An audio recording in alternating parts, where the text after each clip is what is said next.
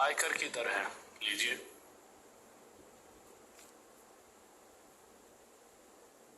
अब यदि आयकर में 19%, आयकर क्या होता है? Income tax. अब क्वेश्चन क्या कहना चाहता है कि अगर इनकम टैक्स में 19% मुझे ज्यादा देना पड़े, यानी इनकम टैक्स का 19% जैसे ही मैं ज्यादा दूंगा, जैसे मैं 100 रुपए देता हूँ टैक्स, 100 रुपए का 10%, यानी 10 रुपए अगर मैं टैक्स दूं, समझ लो, आप मानिए मैं जैसे मैं 100 रुपए का टैक्स देता हूँ और मुझे 10 रुपए और देना पड़े टैक्स, यानी 10% ज्यादा टैक्स देना पड़ गया।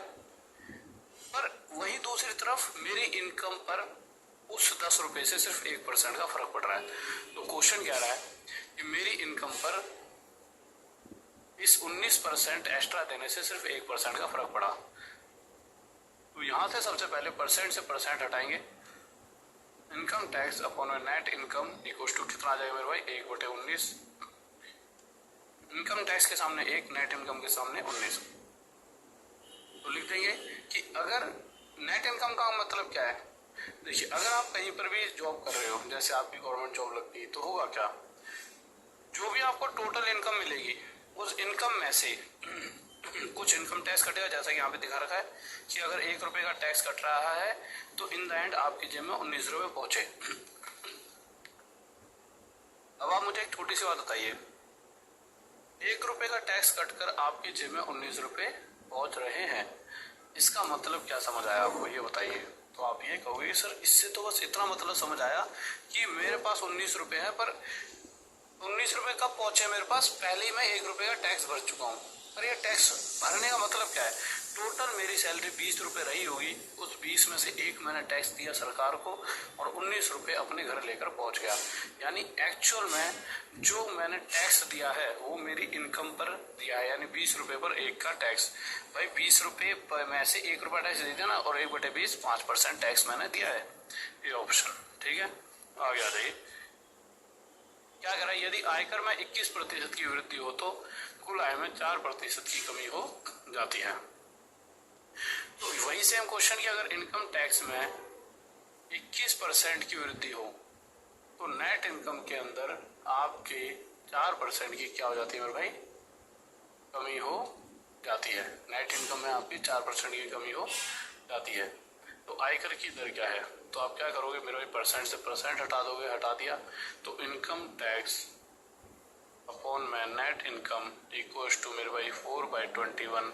यानी जब मैंने टैक्स दिया, जब मैंने इनकम टैक्स 4 रुपये दिया, तो इन द एंड मेरे पास जो नेट इनकम थी वह 21 रुपये बची। ऐसा क्यों हुआ होगा? क्योंकि टोटल इनकम 21 और 4 25 रुपये रही होगी, जिसमें से 4 टैक्स दिया और 21 रुपये इन द एंड मेरे पास बचे। यानी 25 पर अगर मैं 4 का टैक्स देता हूँ तो प्रतिशत के लिए मल्टीप्लाई 100, 25 से 4 पे 4 चौक 16%। हमारा उत्तर आ चुका है।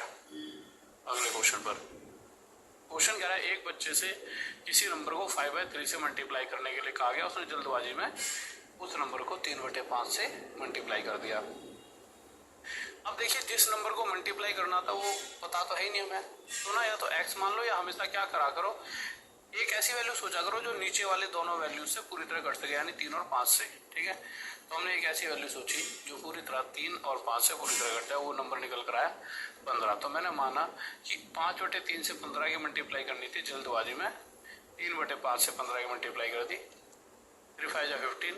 हमारा आंसर 25 आना चाहिए था, 5 3 15, आंसर 9 आ गया। गड़बड़ हो गई, 25 की जगह आंसर 9 आने का मतलब है 16 की गड़बड़।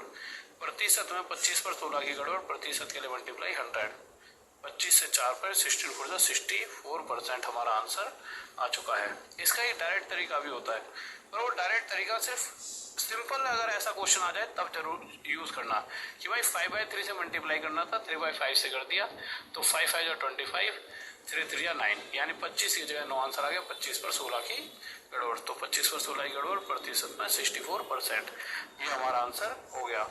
पर जैसे ये क्वेश्चन है, आप इसे डायरेक्ट भी कर सकते हो।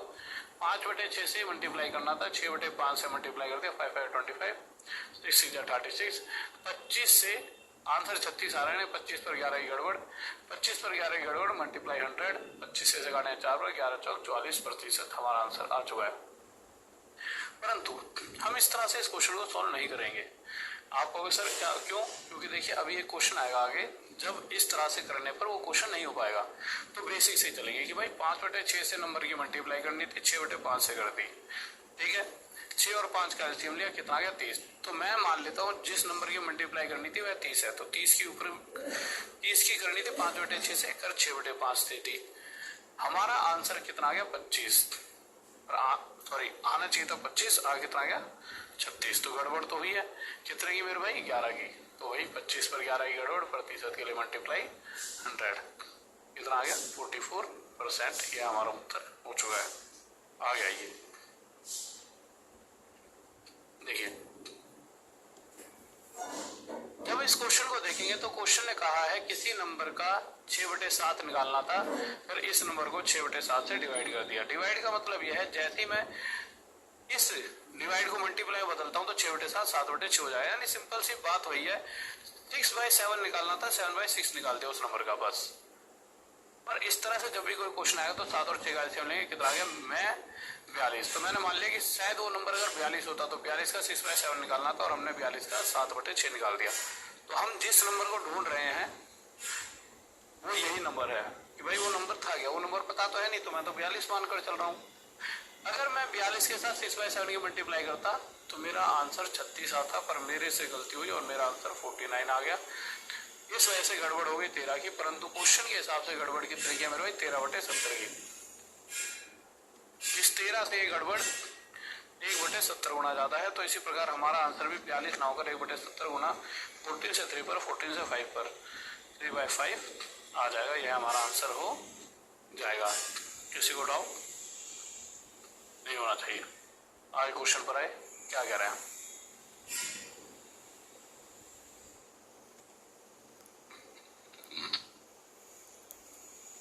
कहाँ चला गए? चलो ऐसे कर दो ना, मैं भी आ जाइए। सॉरी, क्वेश्चन कह रहा है if the population of a town is 5000, जिसमें कुछ मेल है और कुछ फीमेल भी। मेल की अगर बात करूं तो मेल 6% है, फीमेल की अगर बात करूं तो फीमेल 14% है। परंतु हुआ क्या, जो 5000 जनसंख्या थी जिसमें से मेल भी और फीमेल भी हैं, इन द एंड बढ़कर वो इतने हुए, यानी 540 ज्यादा हो गए। भाई 5540 का मतलब क्या है, 540 ज्यादा। तो 5000 पर 540 की वृद्धि हो गई, प्रतिशत के लिए मल्टीप्लाई 100, 1 2 3 1 2 3 सब कुछ काट दिया, ठीक है। अब आपके पास दो तरीके हैं, यानी कि ओवरऑल जनसंख्या में वृद्धि जो हुई है उस मेल और फीमेल सबको लेकर 54/5% की हुई है। तो हम जब भी ये क्वेश्चंस करते हैं, हम इन क्वेश्चंस को हमेशा ऐसे करते हैं, मेल में कितनी वृद्धि हो रही है, फीमेल में, और इन दोनों में मिलाकर जो भी होती है, एलिगेशन का मेथड कहता है, उसे यहाँ रख दीजिए। अब आपके पास दो तरीके हैं, या तो आप इस 5 को यहाँ से खत्म कर दीजिए, या फिर इस 54 को 5 से डिवाइड कर दीजिए, यही चीजें खत्म हो जाएंगी। मैंने क्या करा, 5 को खत्म करने के लिए यहाँ 5 की मल्टीप्लाई, यहाँ भी 5 की और यहाँ भी। ऐसा करने से मुझे क्या सुकून मिला, कैलकुलेशन इजी होगी, 5 से 5 घट गया और यहाँ पर सिर्फ और सिर्फ क्या रह गया 54। पर जब मैंने यहाँ 54 बनाया है तो चेंजेस आई, यह 30% हो गया और ये 70% हो गया, और ये यहाँ पे 54% बन ही गया। अब सॉल्व कर दो मेरे भाई, कितना है 30 के बाद अगर आप 40 50 24 यहाँ पर जाओगे तो ये आ जाएगा 16, ठीक है, क्योंकि 6 हाँ 8 2 16 8 3 24। तो ये रेशो आ गया किसका, कि अगर मेरे भाई पुरुषों की जनसंख्या 2 है तो महिलाओं की जनसंख्या 3 है। कब, जब अगर टोटल जनसंख्या ही 5 होती। क्वेश्चन कह रहा है भाई साहब टोटल जनसंख्या 5 नहीं 5 आ रहा है, यानी उसमें 3 जीरो और है। तो किसकी जनसंख्या पूछी है, पुरुषों की। तो मेल भी 2 ना होकर 3 जीरो और ज्यादा लगा दीजिए और ये हमारा उत्तर आ जाएगा। आगे आ जाइए, क्या कह रहा है क्वेश्चन, कह रहा है if the population of a town is 4000, if the male are increased by 8% and the female are increased by 10%, after 1 year the population become 4352, find population of males।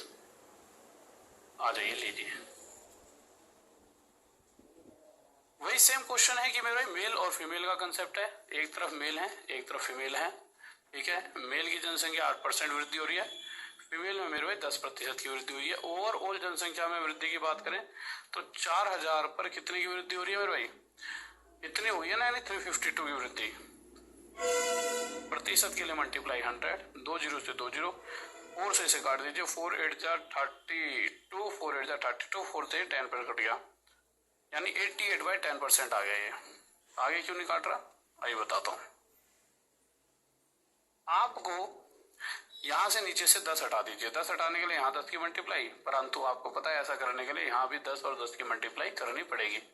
ऐसा करने से क्या हुआ, इस 10 से ये 10 तो हट गया, पर 8 और 10 की मल्टीप्लाई यहाँ 80% आ गया, और 10 और 10 की मल्टीप्लाई यहाँ 100% आ गया। अब अगर आप देखोगे तो इनके बीच का गैप कितना आ गया, 8, इनके बीच का गैप कितना आ गया, 12। ये रेशो जब निकालोगे तो 4 3 12, 4 2 8, ये रेशो आ गया 3:2। यानी अगर 5 लोग हैं तो इन 5 में से पुरुष 3 हैं और महिलाएं 2 हैं, पर टोटल 5 लोग नहीं है, कितने हैं, 4000। तो किसके बारे में पूछा है, पुरुषों के बारे में, तो 5 नहीं है, 4000 है। 5 8 जा 40 2 0। तो इसी प्रकार ये भी 8, ठीक तो है, 8 तो गुना ज्यादा 24 हो जाएंगे, ये आंसर आ गया।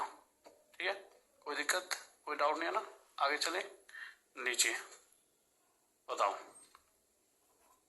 क्वेश्चन क्या कह रहा है कि भाई साहब एक व्यक्ति ने क्या कहा कि मेरे को कार खरीदनी है, ठीक है, उसने कहा 1 साल में खरीदूंगा, तो 1 साल अगर वो लगाता है तो हर महीनों से उसने सोचा इतने इतने रुपए बचा लूं, जैसे 10 20 30 जो भी बचाता था उसको हमने एक नाम दे दिया ठीक है, तो इतने के हिसाब से वो बचत कर रहा है। आगे उसने क्या करा, मार्केट में उसने सोचा यार ये नई गाड़ी तो जल्दी चाहिए, उसी दिन सोच लिया, तो पर उसे पता था कि अब अगर जल्दी चाहिए तो थोड़े ज्यादा बचाने होंगे, तो उस ज्यादा बचाने को उसने नाम दे दिया वाई। तो पहले अगर वो हर महीने x रुपए बचा रहा था तो पूरे 12 महीने बाद कार ले रहा था, और वाई बचाने के इसमें 9 महीने बाद कार ले रहा है, यानी ये पैसा और पैसा ये बराबर ही है। क्यों, कार तो उतने की आएगी, बस बचत उसने बढ़ा दी है। यानी कि पहले भैया कार का प्राइस ये है, दोनों जगह बराबर कर दिया। 3 3 9 3 4 12, यानी कि x अपना y का रेशो आ गया 3/4।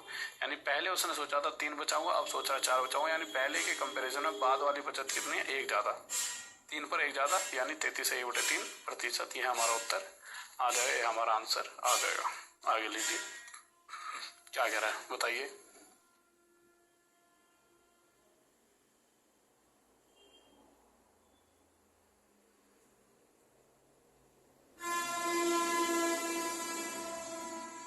बताओ बताओ,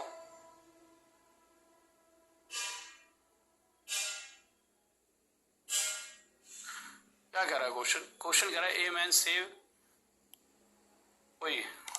हाफ ऑफ हिज इनकम। अब क्वेश्चन क्या कह रहा है कि then he can buy a car in 16 month. पहले उसने सोचा कि मैं इतने इतने रुपए बचाते रहूं तो 16 महीनों में कार खरीद लूंगा, फिर उसने कहा वाई रुपए बचाता रहूं तो 14 महीनों में खरीद लूंगा, और यही दोनों पैसे बराबर है क्योंकि कार वो एक ही खरीद रहा है। तो 2 से 8 पर, 2 से 7 पर, तो x अपॉन वाई कितना आ गया मेरे भाई, 7/8। यानी कि पहले इतनी बचत कर रहा था, फिर बाद में 8 करा, यानी 7 पर 1 की वृद्धि, 1/7, 14 से 2/7% की वृद्धि उसकी सेविंग में। आगे चलते हैं, लीजिए ये क्वेश्चन भी बहुत आते हैं, यानी कि मैं आपको एक ही तरह मतलब एक तरह कह रहा हूँ, मतलब जितने भी टाइप आपके आते हैं वो सारे टाइप आपको करा दूंगा, ठीक है। ओके, देखिए the numerator of a fraction is increased by 200%। देखिए न्यूमरेटर और डिनोमिनेटर एनडी बनता है, एनडी यानी एन ऊपर वाला न्यूमरेटर, डिनोमिनेटर यानी नीचे वाला। तो क्वेश्चन कर रहा है एनडी यानी एन, ऊपर वाले के अंदर इंक्रीमेंट हो रहा है, ऐसे लिख लेते हैं एनडी, या फिर आप इसे एक्स अपॉन वाई भी लिख सकते हो। ऊपर वाले के अंदर 200% की वृद्धि, कोई भी नंबर अपने आप में 100% होता है, 100% में 200% की वृद्धि, यानी वह नंबर अपने आप का 300% हो चुका है। और नीचे वाले के अंदर मेरे भाई 350% की वृद्धि, यानी 100% प्लस 350%, 450% वो नंबर हो चुका है। पर ऐसा होने के बाद वह फ्रैक्शन अब 5/12 हो चुकी है, तो पहले वह फ्रैक्शन क्या थी वो हमें बतानी है। तो अभी हमें क्या करना है, सबसे पहले परसेंट से परसेंट को हटाएंगे, हटा दिया, 0 से 0, 15 से 2 पर, 15 से 3 पर, 3 से 4 पर कट जाएगा, 2 4 8। तो अब जो पहले फ्रैक्शन थी 2 4 8, 5/8 थी, और यही हमारा आंसर आ जाएगा। अगला क्वेश्चन देखते हैं इसी तरह का। कोई फ्रैक्शन रही होगी x अपॉन वाई, इसके ऊपर वाले हिस्से में 220% की वृद्धि, यानी 100% में 220 जोड़े 320% हो गया ऊपर वाला हिस्सा। नीचे वाले में 150% की वृद्धि का मतलब क्या है, वो 250% हो गया अपने आप का। तो एक नई फ्रैक्शन 4/5 आई। सबसे पहले परसेंट से परसेंट खत्म कर दो, साथ ही साथ जीरो से जीरो भी खत्म कर दो। और कुछ कट रहा है, 4 × 4, 4 8 × 32, 5 × 5, 5 5 25। बहुत से बच्चे 8/5 ही आंसर देते हैं। बच्चे भी तो ये 5 इधर भी जाएगा और 8 नीचे आएगा, तो एक्चुअल में आंसर 5/8 होगा। तो x/y 5/8 आ जाएगा। आगे चलते हैं। ये क्वेश्चन भी बहुत प्यारा है। इस क्वेश्चन में क्या कहा गया है कि मेरे भाई एक दुकानदार कुछ वस्तुओं को 73642 रुपए में खरीदता है। वह वस्तुओं का 2/5। देखिए खरीदा कितने में है वो एक अलग मुद्दा है, परंतु उसने बेचा कितना है। तो देखिए उसने एक फ्रैक्शन दे दी कि टोटल का 2/5। तो देखिए ये फ्रैक्शन हमें बताती है अगर टोटल कोई 5 वस्तुएं हैं तो 5 में से 2 हिस्सा, तो 5 में से 2 हिस्सा उसने 13% प्रॉफिट पर बेचा। कितने परसेंट प्रॉफिट पर बेचा, 13% प्रॉफिट पर बेचा। ठीक है, 5 में से 2 बेच चुका है, बचा कितना 3। अब ये 3 और बेचना बाकी है। अब इस 3 को कितने परसेंट प्रॉफिट पर या लॉस पर बेचे, कि क्वेश्चन कह रहा है उसे ओवरऑल यानी जैसे वो 5 सामान बेचेगा, 2 और 3 5, तो उसे ओवरऑल 19% का फायदा होगा। देखिए सभी जगह परसेंट कांस्टेंट है। 13 2 या 26, यहाँ से उसने 26 रुपए कमाए, यहाँ से पता नहीं, पर पांचों को बेचकर 5 × 19 उसने 19 5 या 95 इतने रुपीस कमाए। यानी कि 26 रुपए तो वो पहले ही कमा चुका था 2 को बेचकर, तो 3 को बेचकर ऐसा कितना कमाएगा, इन दोनों का टोटल 95 हो गया। तो इन दोनों का टोटल 95 कब होगा, जब यहाँ 69 आएगा। तो इसके साथ ऐसी वैल्यू यहाँ मल्टीप्लाई की जाए जो 69 मिल जाए, तो x की वही वैल्यू आ जाएगी। तो ऐसी वैल्यू तो हमारे पास क्या है 23, और यही है इस वस्तु को उसने 23% फायदे पर बेचा होगा। अगला क्वेश्चन इसी तरह से क्वेश्चन है 2/7 हिस्सा, यानी 7 अगर टोटल है तो टोटल 7 में से उसने 2 बेच दिया है, पर 2 बेचा है 15% प्रॉफिट पर। अब 2 बेच दिया, बचा कितना 5। तो क्वेश्चन कह रहा है बताइए वह शेष वस्तुओं को कितने प्रतिशत लाभ पर बेचे, यानी इन 5 वस्तुओं को कितने परसेंट प्रॉफिट पर बेचे कि उसे ओवरऑल जब 7 को बेचेगा तो 10% का प्रॉफिट हो। तो मुद्दा वही है, यहाँ से 30 रुपए कमा चुका, यहाँ से पता नहीं कितने कमाए, पर 7 और 10 गुणा 70 रुपए ओवरऑल कमाया। 30 ये कमाए, 70 टोटल कमाए, तो 40 उसने और कमाए होंगे। यहाँ पर 5 के साथ क्या मल्टीप्लाई करे 40 आ जाए, तो आप छूटते क्या होगा गुरु जी, यहाँ पर वो करेगा 8 की मल्टीप्लाई, यानी 8% उसका उत्तर हो जाएगा। अगला क्वेश्चन इसी तरह के ये क्वेश्चंस आते हैं, यहाँ भी इसी चीज का हम यूज करते हैं। जैसे 142 क्वेश्चंस थे एक पेपर में, जिसके 2 पार्ट थे, 71 क्वेश्चन और 71 क्वेश्चन। तो हम इसे क्या कर लेते हैं, 71 से इसे काट देते हैं, ये 1 पे जाएगा, ये भी 1 पर, ये 2 पर। और आप कहोगे सर हमें इतने पार्ट ही नहीं आता। अरे इन दोनों का टोटल ही तो ये होगा, एक पेपर है उसमें से एक पार्ट है एक पार्ट है। तो क्वेश्चन कह रहा है पहले वाले पार्ट में, तो मैं इसे पहला अगर लेकर चलूं तो पहले पार्ट में 40% नंबर आए हैं, दूसरे वाले पार्ट के मुझे नहीं पता कितने नंबर आए हैं, पर ओवरऑल दोनों में मिलाकर उसको 60% नंबर बना। तो अगर परसेंट कांस्टेंट रख दो तो 40 कम 40, पहले पेपर में 40 नंबर, दूसरे के नहीं पता, पर 60 गुणा में तो दोनों पेपरों में टोटल 120 बनने के लिए यहाँ 40 लाया, तो दूसरे पेपर में उसे कितने नंबर और चाहिए होंगे, दूसरे पेपर में उसे 80 नंबर और चाहिए होंगे। भाई पहले वाले में 40 तो दूसरे वाले में 80, तभी तो टोटल उसके दोनों मिला के 120 नंबर बने। तो अब यहाँ 80 चाहिए, तो इसका मतलब 1 गुणा में यहाँ पे क्या रहना चाहिए 80, तो 80% दूसरे पेपर में उसके आए होंगे। यह हमारा आंसर हो गया। जैसा यही क्वेश्चन है 126 प्रश्न थे, तो एक सेट, पहला सेट 63 क्वेश्चन, दूसरा सेट 63 क्वेश्चन। ठीक है, अगर मैं इसे 63 से काटूं तो 1 पर और ये 2 पर। तो मैंने कहा पहले पेपर में उसके कितने नंबर आ रहे हैं मेरे भाई 65%, दूसरे पेपर में कितना है ये हमें पता लगाने हैं, पर पहले और दूसरे दोनों में मिला के उसके कितने परसेंट आ रहे हैं 75%। ठीक है, तो हमने देखे पहले पेपर में उसके 65 नंबर आ गए, दूसरे का पता नहीं, दोनों में मिला के 150 आ गए। तो दोनों का टोटल 150 कब बनेगा, यहाँ जब 85 होगा, तो इनके साथ यहाँ क्या मल्टीप्लाई करो 85 आ जाए, तो आपको 85 की, तो यानी उसके दूसरे पेपर में ओवरऑल 85% नंबर आए होंगे। ठीक है, आगे आ जाइए। एक व्यक्ति अपनी इनकम का 75% खर्च कर देता है यदि उसकी आय और खर्च में 20% और 10% की वृद्धि हो। ये क्वेश्चन आप में से हर बच्चे ने कभी ना कभी पढ़ा होगा। अगर आप तैयारी कर रहे हो, सच्ची में नहीं कर रहे तो भाई कुछ कह नहीं सकते, बट इस क्वेश्चन को करने का तरीका इतना गंदा आपको बताया जाता है, आपके मतलब कर तो लेते हो बट फिर भूल जाते हो। मैं आज आपको एक बेहतरीन सा तरीका बताता हूँ। 75% क्या होता है मेरे भाई 3/4, अब अगर मैं देखिए कोई फ्रैक्शन होती है उसके नीचे वाली वैल्यू होती है टोटल एक्चुअल वैल्यू। तो कोई व्यक्ति अगर 4 रुपए कमाता है तो इसका इतना प्रतिशत 3 क्या कर देता है, खर्च। खर्च यानी एक्सपेंडिचर। अब क्वेश्चन के हिसाब से अगर वह 4 कमाता है तो उसमें से उसने कितना खर्च करा, 3 खर्च करा, यानी उसने कितने की बचत करी, 1 की बचत करी। क्वेश्चन कह रहा है जितनी भी उसकी कमाई है उसकी इनकम के अंदर 20% की अगर वृद्धि हो जाए और साथ ही साथ खर्च में भी 10% का चेंज आ जाए, इनकम में 20% का, खर्चे में 10 का, तो बचत में, सेविंग में कितने परसेंट का चेंज आएगा। अगर हम परसेंट को कांस्टेंट रख दे तो 20 गुणा में 4 80, 10 गुणा में 3 30। अब आप एक चीज देखिए, कोई व्यक्ति 80 रुपए एक्स्ट्रा कमा रहा है जिसमें से 30 रुपए एक्स्ट्रा खर्च भी कर रहा है, 30 खर्च भी कर दिया तो 50 रुपए एक्स्ट्रा बचत भी तो है भाई। अगर 80 में से 30 खर्च भी करे, जो 80 मुझ पर पड़े तो 50 फिर भी बच गए। तो ये जो लाइन है ये है चेंज की, तो एक के साथ क्या मल्टीप्लाई करो, 50 आ जाए तो आपको 50 की, तो ओवरऑल उसकी बचत यानी सेविंग में 50% का चेंज। सबसे आसान तरीका, आपको पता नहीं इतना लंबे लंबे मेथडों से क्वेश्चन कराया जाता है कि बच्चा पागल हो जाता है। सबसे आसान तरीका 33 से 1/2%, 37/2% कितना होता है भाई, 3/8। यानी कोई व्यक्ति अगर 8 उसकी इनकम है तो उस 8 इनकम में से उसका खर्च कितना है मेरे भाई, 3 खर्च है, ठीक है। यानी अगर वह 8 कमाता है तो एक्सपेंडिचर खर्च कितना करता है, 3 करता है, तो उसके बाद वह फिर भी बचा लेगा कितने, 8 में 3 खर्च करेंगे 5 बचाएगा। अगर उसकी इनकम में 12% की वृद्धि यानी चेंज आ जाए और खर्च में भी 15% का चेंज आ जाए तो उसकी बचत में क्या चेंज आएगा यह पूछा गया। 12 8 96 यानी वह एक्स्ट्रा 96 कमाने लग गया। 15 3 45, 15 3 45, 45 रुपए उसने जो एक्स्ट्रा कमाई करी उसमें से खर्च भी करती है, पर फिर भी मेरे भाई इसमें से इसे घटाऊं तो 51 उसने फिर भी बचाए। तो मेरे भाई इसके साथ क्या मल्टीप्लाई करूं, यहाँ पे 51 आ जाए तो आप क्या कहोगे, सर यहाँ पे मल्टीप्लाई कर दीजिए 51/5 की।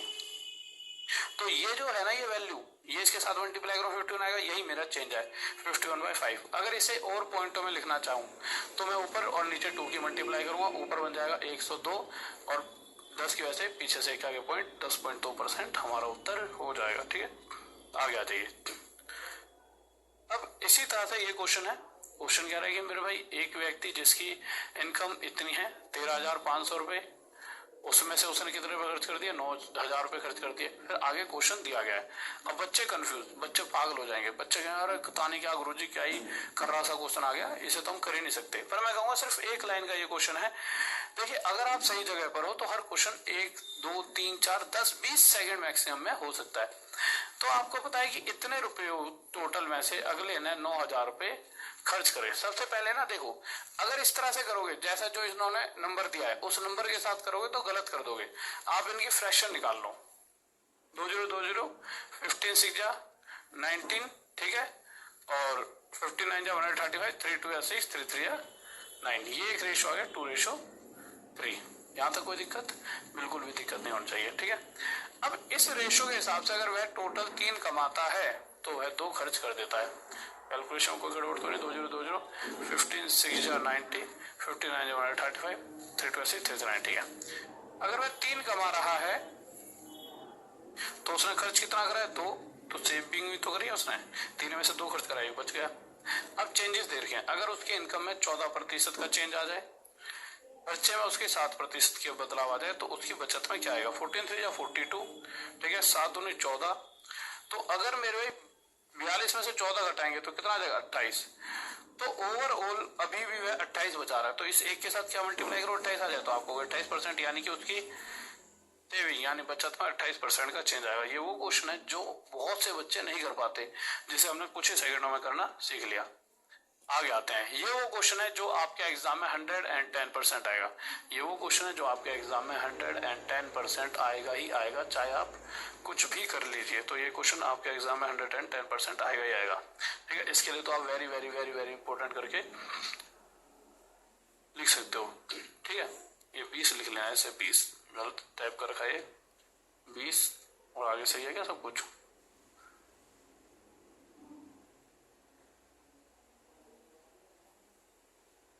हाँ, और तब से ये लिखा हुआ 10%, ठीक है।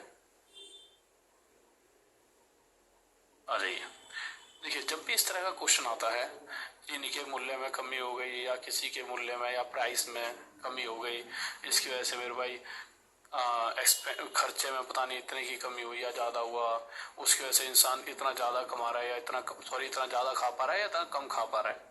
जब भी इस तरह का क्वेश्चन आपके सामने आता है तो आपको करना कुछ नहीं होता, आप एक वैल्यू मानिए। जैसे आपने एक वैल्यू मान ली 100, ठीक है। अब आप आगे क्या करोगे, यदि चीनी के मूल्य में 20% की कमी आ जाए, आपने एक वैल्यू मानी 100, इस 100 के हिसाब से आप चलते रहिए।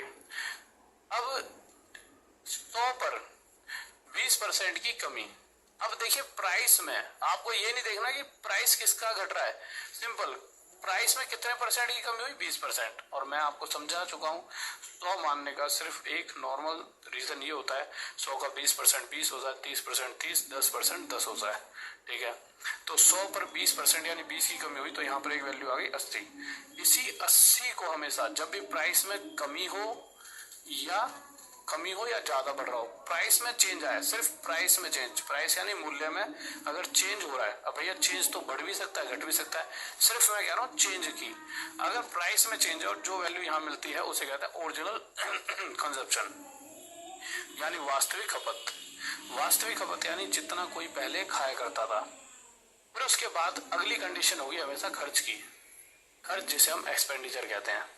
तो भैया खर्च में क्या हो रहा है, 10% की वृद्धि, तो 100 का 10% यानी 10 बढ़कर यहाँ पर एक वैल्यू आएगी 110।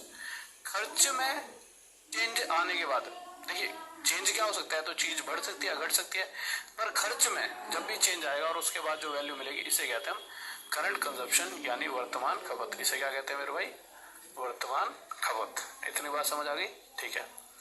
अब यहाँ से आप एक चीज समझ चुके हो कि शुरुआत में वह इतना खाता था, अब वह व्यक्ति इतना खा रहा है। क्वेश्चन क्या पूछ रहा है कि उसकी खपत में कितने प्रतिशत का बदलाव आ जाएगा। तो आप देखिए कुछ नहीं करना आपको, सिंपल ये आप ना देखिए पहले इतना खाता था अब इतना खा रहा है, 0 से 0 हटा दो, यानी पहले 8 खाता था तो अब 11 खा रहा है, यानी 8 पर 3 की वृद्धि।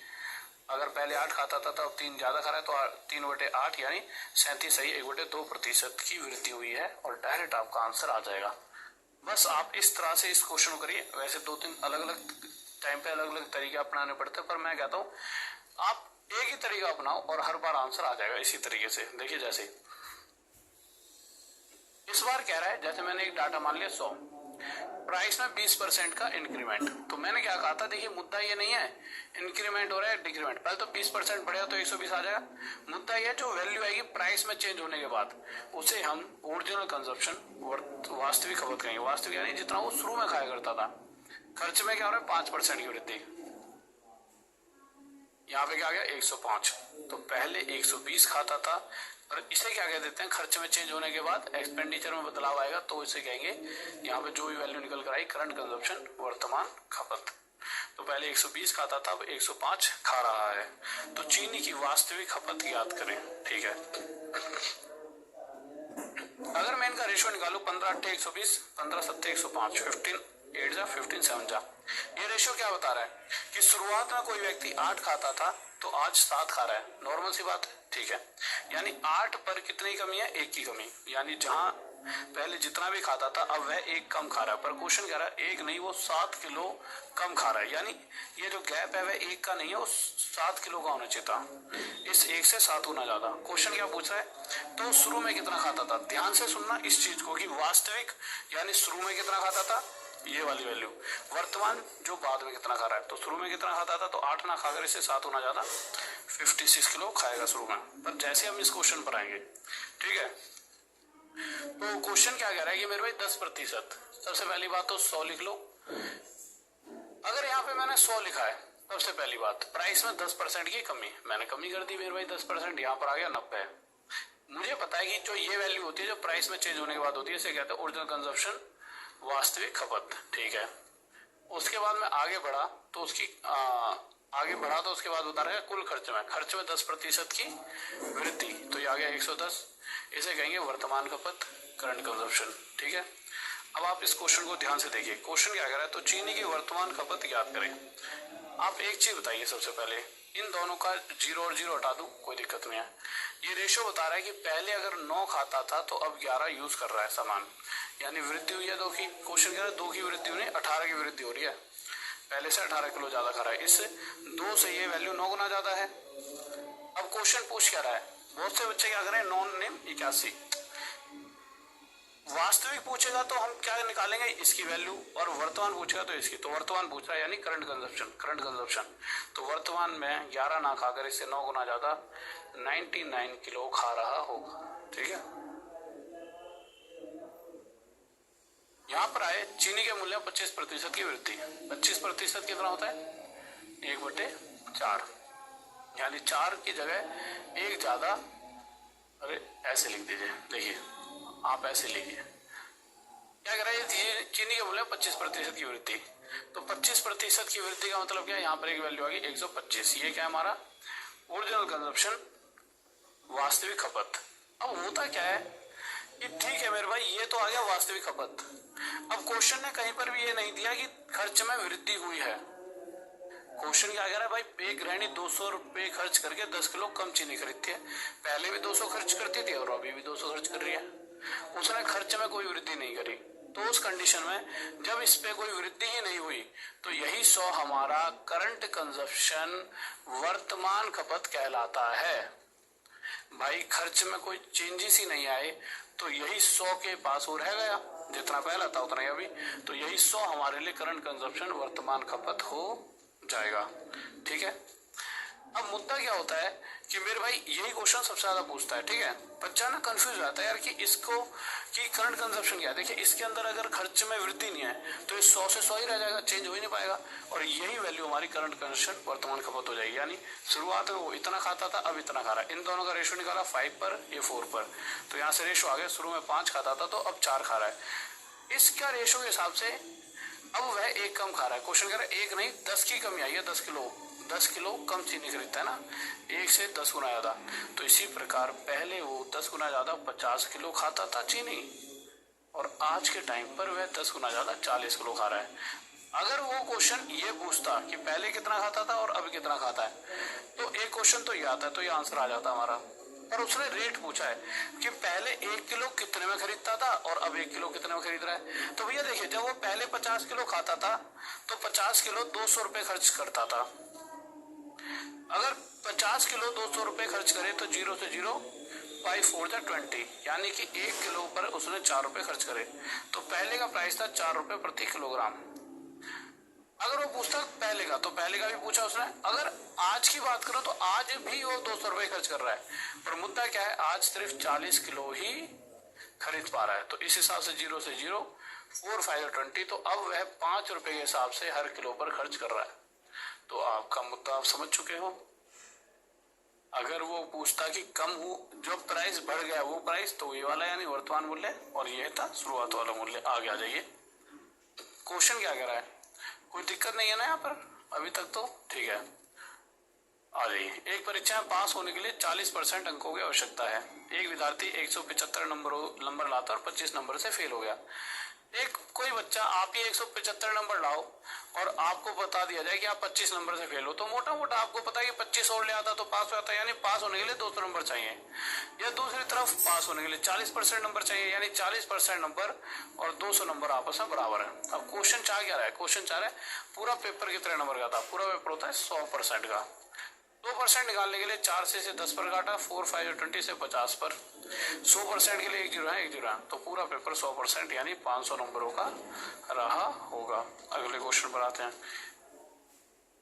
इस बार क्या कह रहा है, एक उम्मीदवार जिसे 30% अंक प्राप्त होते हैं 5 नंबरों से फेल हो जाता है। एक बच्चा 30% नंबर लाता है और 5 नंबरों से फेल, यानी 5 और ले आता तो पास हो जाता। दूसरी तरफ एक 40% लाता है और वो जितने नंबर चाहिए थे उससे 10 एक्स्ट्रा लाया है, यानी कि अगर इसमें से 10 घटा देते तब भी वो पास हो जाता, यानी ये भी पासिंग मार्क्स, ये भी पासिंग। तो हमने इक्वल का साइन लगा दिया। परसेंट वालों को एक साइड ले गया, इसे उधर ले गया तो 40 में से घटकर 10 बचेगा,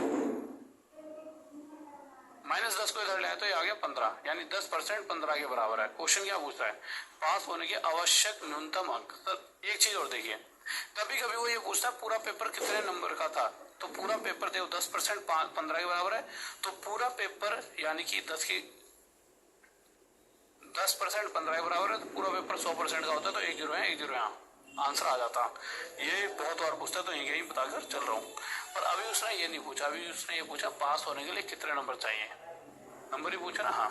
तो सबसे पहले मुझे पता है कि पास होने के लिए 30% प्लस 5 चाहिए, तो 30% की वैल्यू निकाल लो। तो 3 की मल्टीप्लाई यहाँ, 3 की यहाँ, 15 3 45, 10 गुणा में 3 30, यानी 30% 45 नंबर है। तो 30% की जो वैल्यू आप पुट कर दो, 45 नंबर प्लस 5 और चाहिए थे, यानी 50 नंबर पर वह पास हो जाता। इन क्वेश्चनों पे आते हैं, नए टाइप है, ठीक है। इस क्वेश्चन में क्या होता है, ये एक परीक्षा में परीक्षार्थियों के बाहर पढ़ते हैं। इसमें ना 2 सब्जेक्ट दे दिए जाते हैं, पहला सब्जेक्ट दूसरा सब्जेक्ट, और आगे जाके इन दोनों सब्जेक्टों की बात कर रही होती है बोध की। इसमें फेल है, इसमें फेल है तो यहाँ भी फेल रखोगे, यहाँ पास है, यहाँ पास है तो यहाँ भी पास रखोगे, या फिर यहाँ पास, यहाँ फेल है। मतलब आपको तीनों जगह पास पास पास या फेल फेल फेल रखना है। इतना कर लिया तो आंसर कभी गलत ही नहीं हुआ।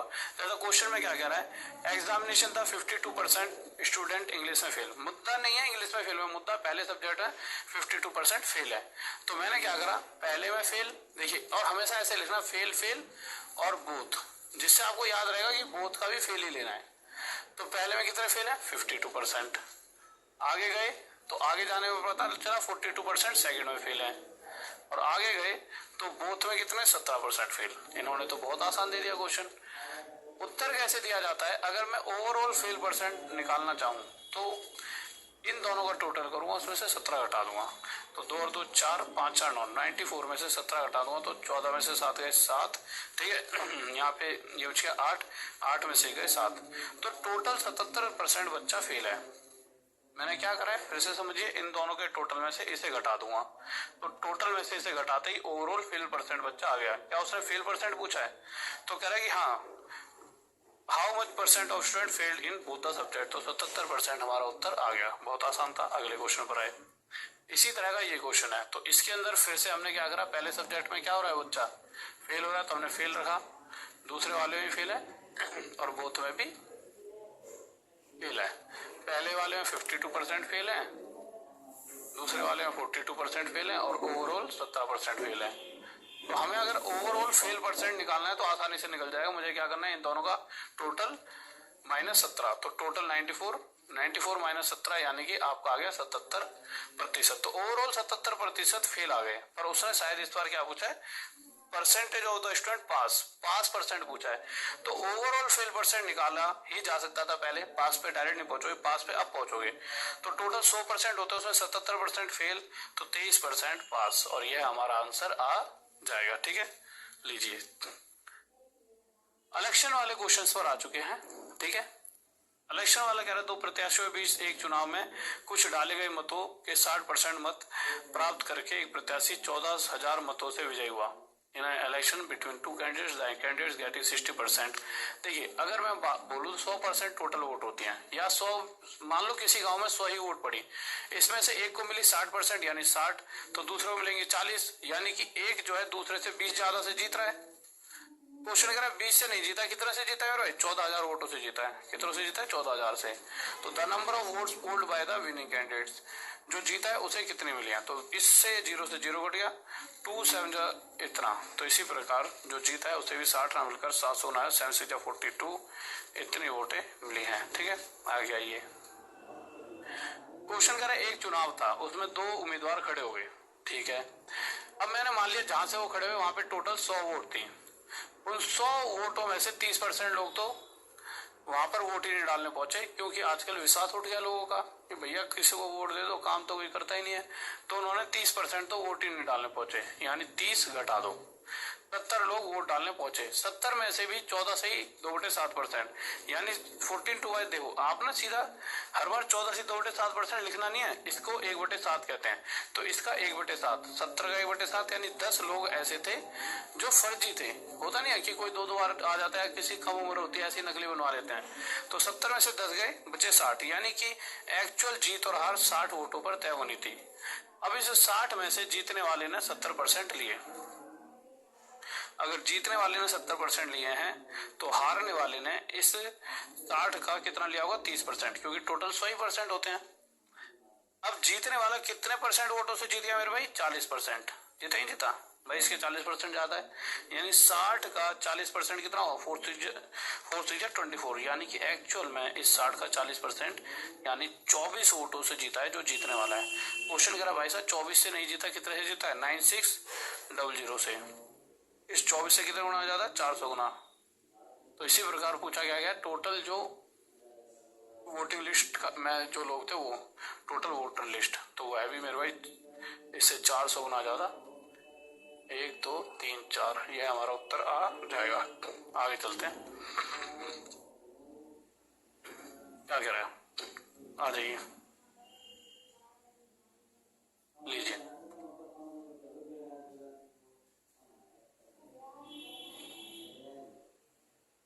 क्वेश्चन कह रहा है उम्मीदवारों ने भाग लिया, 10% लोगों ने वोट नहीं किया और 10% मत अवैध घोषित हुए। वही टोटल 100 थे, 100 में से 10% तो वोट ही नहीं डालने हैं, 10% यानी 10 लोग नहीं आए, 90 पहुंचे। 90 का 10%, 10% यानी 1/10 यानी 9 लोग क्या थे मेरे भाई, अवैध। तो 81 पर जीत और हाथ तय होगी। अब इस 81 का एक को मिला 70%, तो दूसरे को मिलेगा कितना प्रतिशत, 30%। अब अगर देखा जाए तो ये कितने परसेंट वोटों से जीता है, 40%, यानी इन 81 वोटों पर हार और जीत तय होगी। और इन 81 का इस 81 का 40% जो भी बनता है वो इसे ज्यादा मिला है। क्वेश्चन कह रहा है कि जो ये वोट है वो किसके बराबर में, 1620 के बराबर। ठीक है, आप देखिए कैसे कर सकते हो, इसको इसके बराबर रख दीजिए, एक की वैल्यू निकाल देना, आपकी वैल्यू आ जाएगी, उस एक को इसके साथ मल्टीप्लाई कर देना। ठीक है, यहाँ से हल्का सा मिटाना पड़ेगा मुझे, जगह कम दिख रही है थोड़ी सी मुझे। ये बराबर किसके, 1620 के। ठीक है, देखा जाए तो भाई जीतने वाला इस वोट का 40% ज्यादा से जीता है, वो 1620 के बराबर होना चाहिए। प्रतिशत से प्रतिशत हटा दो, नीचे 100 आ गया, 1 0 से 1 0 काट दीजिए। ठीक है, 81 से ये चला जाएगा 20 पर। ठीक है मेरे भाई, 4 5 जा 20, 5 इंटू 10 50, तो इसके साथ 50 गुना कर दीजिए, ये 5000 आ जाएगा। ठीक है, कोई डाउट नहीं होना चाहिए, इसी को भी कोई दिक्कत नहीं है, कोई 0 0 एक्स्ट्रा तो नहीं रहेगा। ठीक है, आगे लीजिए, इस क्वेश्चन पर आइए। कोई दिक्कत मेरे भाई, बताओ बताओ।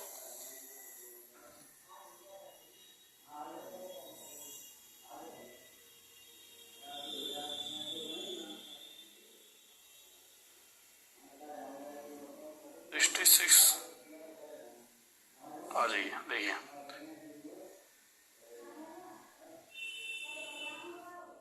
भाई साहब आज सुबह से क्लास। हाँ भाई, मजा आ रहा है कि नहीं आ रहा? देखो क्वेश्चन क्या कर रहा है, एक चुनाव में 2 उम्मीदवारों ने भाग लिया, 20% लोगों ने मतदान नहीं किया, 600 मत अवैध घोषित हो गए। ये जो क्वेश्चन है ना, यहाँ पर आकर अच्छे अच्छे बच्चों को मतलब पसीने छूट जाते हैं। क्यों छूट जाते हैं मेरे भाई, हैं?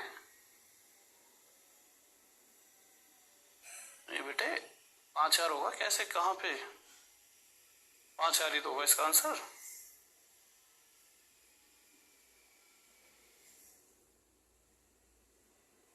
ओके, देखिए मेरे भाई, देखो एग्जाम सर पे जो भी क्वेश्चन आपको थोड़ी दिक्कत है उसको दोबारा रिपीट कर लेना, यही तो फायदा होता है लाइव ऑनलाइन पढ़ने का। सबसे बड़ा फायदा क्या है कि टीचर पूरी तरह से आपके पास है, उसे 10 बार पढ़ लो। ठीक है, मेरे पीडीएफ में एक्सप्लेनेशन क्यों नहीं मिलता, बिल्कुल मिलता है, देखिए आ जाइए। कह रहा एक चुनाव में 2 उम्मीदवार ने भाग लिया, 20% लोगों ने मतदान नहीं किया, 600 मत अवैध घोषित हो गए और जीतने वाले को वैध मतों का 75% मिला।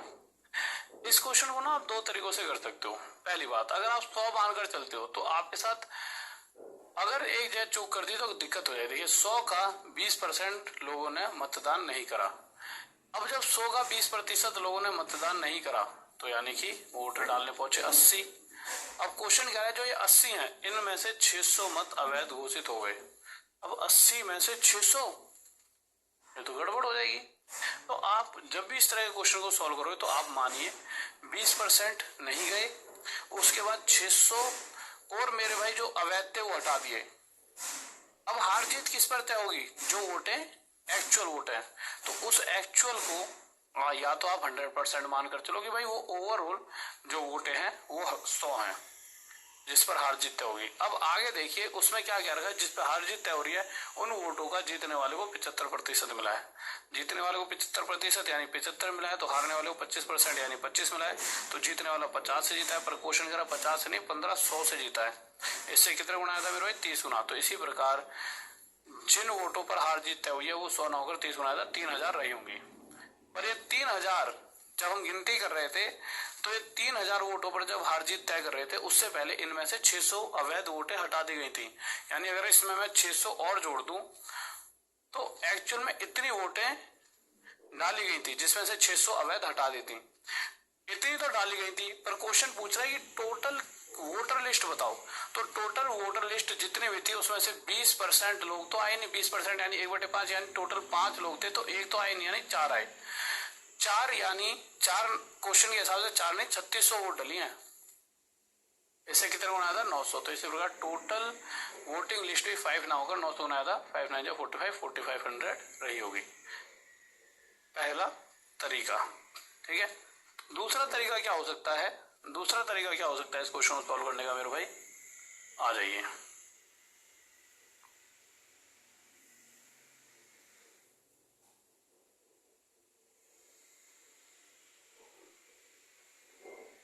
देखिए आप क्या करोगे, क्वेश्चन कह रहा है एक चुनाव में 2 उम्मीदवारों ने भाग लिया, 20% लोगों ने मतदान नहीं करा, यानी टोटल जितने भी वोट है, टोटल वोट को वोट मान लेते हैं, उसमें से 20% नहीं करा तो 80% ने करा, 80% यानी 4/5। ठीक है, तो सिर्फ 4/5 ने, या फिर आप ये कर सकते हो कि इस टोटल वोट का सिर्फ 4/5 लोग ही पहुंचे। 4/5 में से 600 अवैध निकल गए, अब वो भी हटा दी। तो क्वेश्चन कह रहा है जीतने वाले ने 75% लिए, यानी कि 50% ज्यादा लिए हारने वाले से। यानी इसका जो ये 50% है ना, यही मेरे भाई उसकी हार जीत है, यही उसके लिए एक्स्ट्रा है। इसका 50% ज्यादा लिया है। अब 50% कितना होता है, 1/2। तो अगर वो ये पूछता है कि टोटल वोट बताओ तो वी की वैल्यू, अगर वो ये पूछता है कि टोटल वोट पड़ी कितनी तो ये पड़ी है टोटल वोट। ठीक है, बस सॉल्व कर दो, 2 उधर चले जाएगा तो ये 2 उधर जाके 1500 से मल्टीप्लाई होकर 3000 बना देगा। फिर उसके बाद मेरे भाई ये 600 उधर चले आएगा तो v इंटू 4/5 बराबर 3600। ठीक है, 4 से 1 कट जाए 9 पर 900 और v इक्वल टू 9 5 45, ये आ जाएगा। ठीक है, ओके।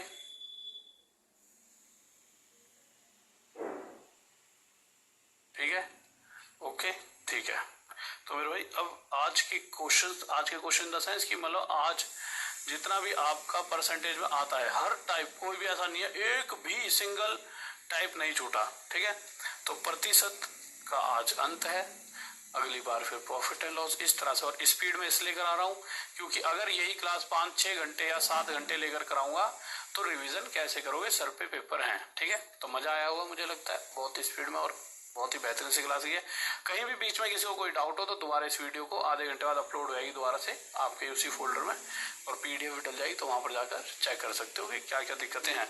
अब मेरे भाई देखिए, अब आते हैं जरूरी बातों पे। जरूरी बात ये, किसी भी बच्चे ने अभी तक आपके यार दोस्त ने यही मैथ्स का क्रैश कोर्स ना लिया हो तो सबसे पहले जाकर उससे कह दो बेटे एक क्रैश कोर्स ले ले, बहुत जरूरी है आपकी रिवीजन और आपको पूरी मैथ्स कुछ ही दिनों में खत्म करने लायक। ठीक है, 20 दिनों 20 चैप्टर। इसी तरह से रीजनिंग की भी एक बेहतरीन सी क्लास आ रही है, इसी तरह से एक रीजनिंग की भी बेहतरीन सी गजब सी सुंदर सी क्लास आ रही है। तो इस क्लास को, ये बैच जो है 20 दिन 20 चैप्टर आज से ही स्टार्ट हो रहे हैं रात 9 बजे से।